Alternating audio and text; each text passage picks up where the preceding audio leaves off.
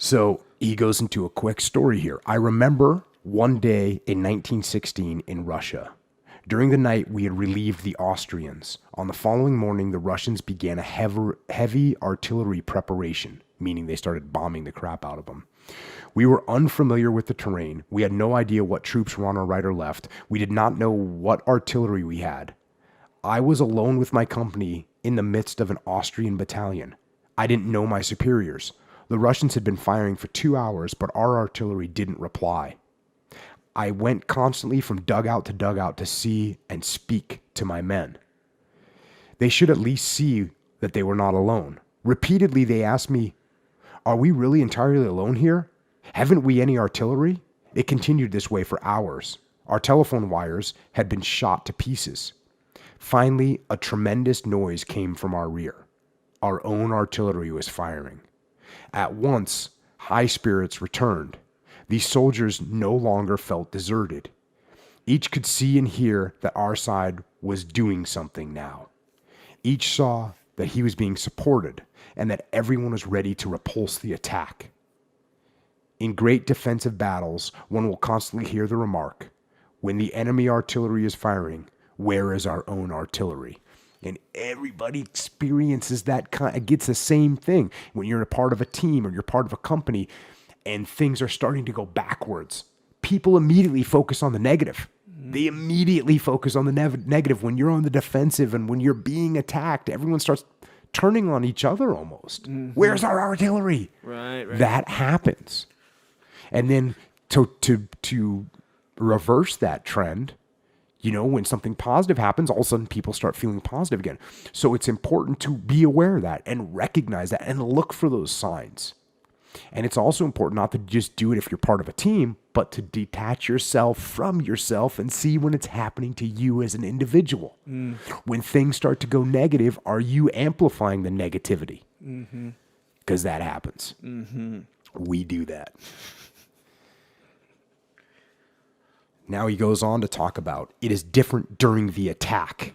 Here the soldier himself acts. He has to do something. He moves forward. He fires. He assaults and dictates the action of the enemy. At the moment of the attack, he never asks, "Where is our artillery?"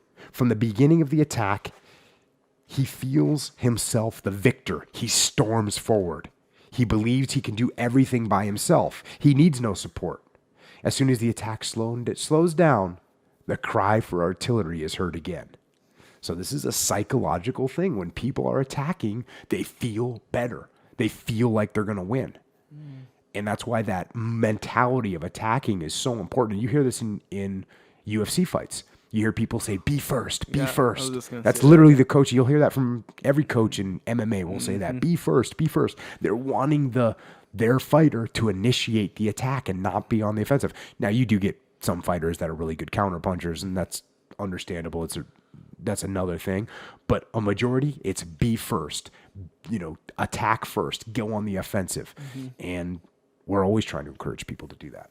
Yeah, in jiu-jitsu as well, how if you stay ahead of the guy, you're at an advantage. Even if the guy's kind of better than you, if you just stay ahead of him and focus on that, because it's like he has to make up ground, then he can, do his game and be better than you. Right. But yeah, if you're constantly on defense, it's almost like you don't have time to be offensive and to win or to be in the black. You're always in the red. You got to get out of the red first. Yeah. And if you can, like I said, stay ahead of the guy, keep yourself in the black, so you have this advantage. Even like I said, if he's even a little better than you or bigger or whatever, it's such a weird dynamic there where it gets in the way like that. It's not even a weird dynamic.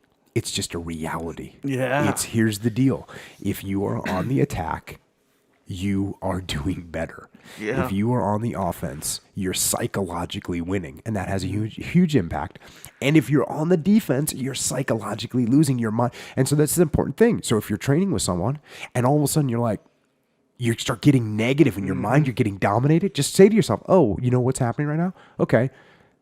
I'm just caught in the negative here. So Let's not worry about that. Let's figure out how to get back on the offense. But you can't double down on your negativity. You're already getting dominated position-wise. Don't double down on your negativity. When somebody gets in positive position on me, a better position on me, I don't even care. Like, I'm just like, oh, cool, you got mounted. You're cross-eyed. Whatever good position you got, cool. Stand by, because I'm going to come back. I don't let it get to me psychologically. Yeah. I relax.